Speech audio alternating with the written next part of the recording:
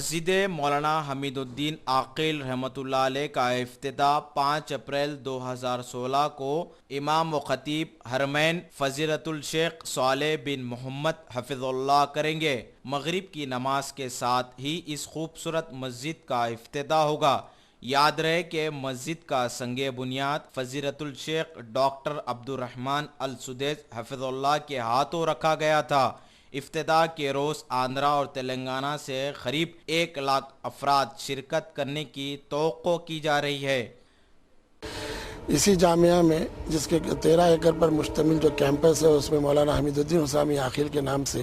ایک مسجد تعمیر کی گئی ہے، جس کا سنگ بنیاد فضیلت الشیخ امام حرم مکی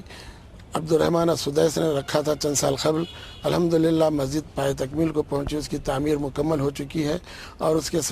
کے افتتاح کے لیے مکہ مکرمہ سے امام و خطیب عالی جناب فضیلت الشیخ صالح بن محمد اعلی طالب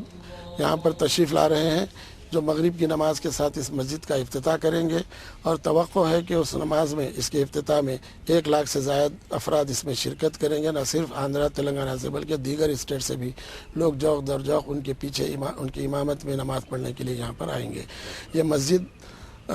تقریباً 190 فٹ بائی 90 فٹ ہے، 2000 مربع گز پر 2 منزلہ تعمیر کی گئی ہے، جس کو اطراف و اکناف سے سنگ مرمر سے مزین کیا گیا ہے،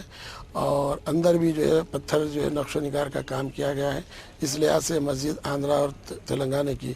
حسین مسجدوں میں اور خوبصورت ترین مسجدوں میں اس کا شمار